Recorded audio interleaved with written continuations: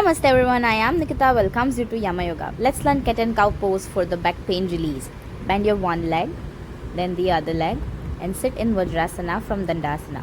Now we need to come on the foreleg as a dog pose. Observe your body. Where do you feel stretch? Now we'll take a breathe in and stretch our spine as shown in the video. Breathe out, hunch a little bit. You can feel your whole spine. Now we'll practice it again. Again, take a breathe in, stretch your spine. Breathe out, hunch. Breathe out. Again, we'll take a breathe in, stretch your spine.